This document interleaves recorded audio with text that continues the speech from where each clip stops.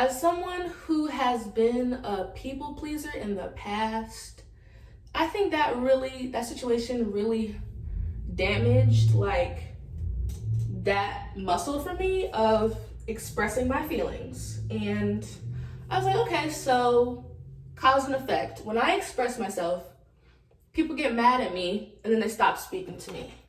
I stood around too long and let things that I wasn't okay with happen because I thought I was compromising.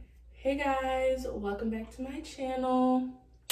This is gonna be the first deep conditioning chat in 4 months, honestly. And my hair has grown significantly since the last chat we had.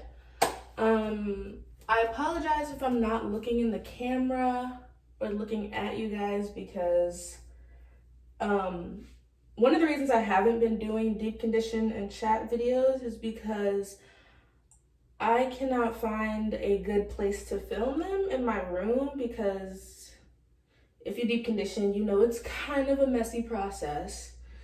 And I just don't have time for conditioner to be all over my bed. So I honestly just haven't been filming them. But I really like doing deep conditioning chats because they're really I don't have to edit them much. It's just really me talking. And I feel like I get to talk about things that I'm passionate about. So that's what we're gonna be doing in today's video. I don't have a script. I wanted to make one, but it just did not really work out that way. So I guess I'll be speaking freely. I will be using the Luxury Hair Serum and the Texture ID Deep Treatment Mask and my industrial water bottle that I had to buy because I left my standard size one at my aunt's house, so had to replace it with that. Something that I have been really thinking about lately is patterns that happen to us as people and recognizing patterns, I guess. Specifically with roommates, or in my case, sharing a living space with other people. I noticed a pattern that everything went smoothly until I expressed that something made me uncomfortable. And from the moment that I expressed that something made me uncomfortable, that is when the relationship as roommates started to disintegrate. So with my roommate from freshman year, I feel like what I did was I stood around too long and let things that I wasn't okay with happen because I thought I was compromising. So, at the beginning of the year, you sign this little roommate agreement saying this is what we agreed on. We're gonna clean the bathroom once a week and we're gonna alternate turns. And, I'm okay with you doing this and I'm okay with you doing that. And we both sign the agreement and we agree to these things. And then when they don't happen, I didn't say anything. I was like, okay, week 1 I clean the bathroom. Week 2 I clean the bathroom. Week 3 I clean the bathroom. So the agreement was not being adhered to. And so at that moment, maybe I should have spoken up, but I kind of feel like if I would have approached, I won't know what would have happened because I did not do this, but I feel like if I would have approached my roommate at the time and said, hey, we signed that roommate agreement and we agreed to alternate days when we clean the bathroom, and you have not taken your turn yet. I feel like they would have cleaned the bathroom with an attitude, or they would have not done it to their fullest ability. So instead of confronting the issue, I was like, you know what, I'll just clean the bathroom myself. And it was annoying, and I think it kind of made me a little bit resentful because I never got a thank you. I never got anything from her oh yeah, Christian, I noticed that you clean the bathroom every week and it's always so clean. Magically on Sundays the bathroom's so clean. It just poof appears and it's so clean, and I never got a thank you from that situation. And I think that was definitely part of my frustration with that particular living situation. But one of the main issues, or the issue that we had that caused her to stop speaking to me towards the end of our shared living space experience, was the fact that I would be on the phone at late morning, really late morning times, 11 a.m. And she was a night owl, and that's me really I can't even, she was more than a night owl. Her sleep schedule was, she would go to sleep at 5 a.m. and then wake up at 2 p.m. And so one day, at a time that I wouldn't normally be home or in the room, it was 9, 10, 11 a.m. I really don't remember. I just know it was between 9 and 11 a.m. And I was on the phone and I was whispering. It was a very, very quiet level. And she was tossing and turning in her covers. And I was kind of ignoring her because I kind of feel like we need to use our words, which may be a little bit passive aggressive, but I can't read your mind. I don't know, what's going on unless you tell me. So she's tossing and turning, and then she's like, hey, not to be a B word, but I can't sleep when you're talking. So basically, I guess what she was saying was she needs complete silence to sleep. And at first I was kind of wow, that's kind of weird. I mean, if you're that sensitive to noise, maybe you should get some earplugs. But I said, okay, and I left the room. And so every single time I had a phone call between 9 in the morning and 12 p.m., I would leave the room that my parents paid the same amount that her parents paid for, or that she paid for, and I would go in the bathroom and have to talk in the bathroom. And so that went on for the whole fall semester. Anytime I had to make a phone call, I'm leaving the room. So we get back, and during spring semester, it happens again, but it was super late. It was closer to 12 p.m. So I didn't have a class scheduled for that day. She wakes up and she's like, hey, remember that time I told you I can't sleep with you talking on the phone or any type of noise? I was like, yeah, I remember that. And I said, okay, well, can we come up with certain quiet hours or something? Because I've been leaving the room every time I have a phone call, and it's a bit of an inconvenience. And so she was like, well, I don't think that I should have to base my sleep schedule off of it, or I don't want to change my sleep schedule, so I don't agree, and I think we should talk to the RA. Now, I also want to mention that my roommate at the time was 21 and I was 18. So I kind of feel like there was also the age thing going on of like, you're younger than me. So I'm a senior, you're a freshman, and you're gonna do what I say. And I wasn't going like that. So she was like, I think we should talk to the RA. Because I genuinely think, I don't know what I think that she thought that she was in the right. So I'm like, okay, you can get the RA, no problem. So I see the RA in the lobby before he comes to our room. And he's like, hey, Christian, don't we have a meeting in a couple minutes? I was like, yeah, we do.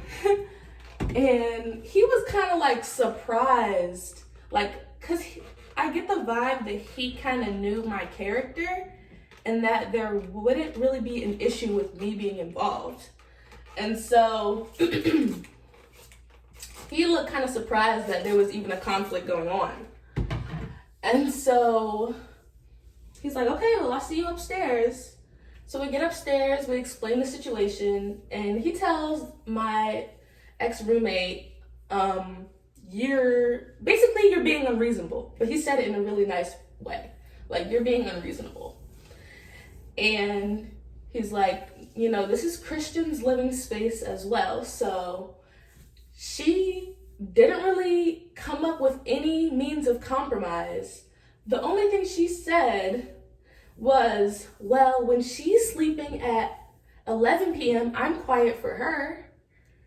And it's like, that's different. Like, 11 p.m. is a normal time that most people would be going to sleep if they had an 8 a.m. You going to sleep at 5 a.m. and waking up at 2 is not normal. It's not normal sleeping patterns. And there were many instances where she was a biology major. No, was she a biology major? Well, she had biology classes, and those are super hard. She'd be studying all the time, and most times it would be late night, early morning. And so when we signed our roommate agreement, I personally like to sleep in the dark. I like to sleep in the pitch black dark, and that's how I get the best sleep. And so when we signed our roommate agreement, she said that she likes to keep her lamp on at night to study. And I said, okay, well, this is part of compromising. I am okay with you having your lamp on. If anything, I'll just pull my covers over my head so I can get that dark environment, and I'll make it work. Because, having a roommate is about compromise. So for me to be in this position where you're not suggesting any form of compromise and you just want me to bend for your benefit, I felt that was unfair. And so the RA ended up saying, okay, Christian, what do you think is a reasonable time for you to start taking phone calls? I said, honestly, 10 a.m., but if I'm compromising, I'll say 11:30, which is still very late. And most of the time, I'm not even going to be in the room at that time. So he asked her what she thought a reasonable time would be. And she says, I don't want her making phone calls until after 2 p.m. And he was like, that's unreasonable. So he says, okay, let's go with 12:30 because that's kind of in the middle of what you guys both said, which I still think was like crazy. But after we had that conversation, she completely stopped speaking to me. Like, completely stopped. Like, I'm not saying we were the best of friends or anything like that, but I would definitely say, have a good day at class, or like, hi, when I came in the room. After that meeting, she stopped speaking to me. And so, as someone who has been a people pleaser in the past, I think that situation really damaged like that muscle for me of expressing my feelings. And I was like, okay, so cause and effect. When I express myself, people get mad at me and then they stop speaking to me. And so she moved out when it was time for us to leave early, spring semester, and the friendly parents that I was greeted with at the beginning of the fall semester were not friendly. They were not speaking to me. She did not say a word to me as they left, which I felt was like, wow, I don't even know how you could rationalize what happened and make me the villain. But I feel like the only thing I did wrong in that situation was let things go on for so long because I thought that was compromising. But in reality, I was compromising my own wants and desires for someone else to be comfortable, and I was uncomfortable. So just to give like a synopsis of, that was my first roommate experience in college, and I can just give a synopsis of the second one really quickly. So we are in the same major, and this was like I guess everybody's, coming back to campus because we were all at home, and we had a meeting at the beginning when we all got there, and we're like, okay, well, how do you guys feel about guests? I'm just like, I think we should communicate that people are coming. Because I personally do not like when it's a surprise that people that I don't know are in my space. And especially when they had like boyfriends and stuff, or like just dudes in general. Like, I would love to know. I think that I am required to know when guests are coming and being in my space. And so everything that was like kind of a touchy subject in the meeting kind of got, I would say, brushed to the side a little bit, because anytime something came up, it was like, oh, well, we're mature enough to handle that. We're old enough to handle that. We shouldn't have any issues with that. And so moving forward, there were a couple instances where I felt uncomfortable I felt uncomfortable and I did not feel safe. And so I made that clear after a couple months, once again, because I had already learned that when I express myself, people get mad and they stop speaking to me. So after a couple of months, it was the last straw. Somebody went to a party. When the world was shut down, somebody went to a party. And I was under the impression and was told that they were being a certain type of careful. And then I was confronted with evidence that this was not the case. They were not being careful. And so when I expressed, listen, some of the practices that you're taking right now are making me uncomfortable, they got offended. And I was like, oh my gosh, it's happening again. Every time I express myself, people shut down and they stop speaking to me. And I kind of feel like, one, if I considered you a friend at that time, it's not a personal jab at you. It's literally me just saying these actions that you are doing are causing me to feel uncomfortable. And they did not take it well. And so towards the end of my stay, I actually genuinely did not know what was going on.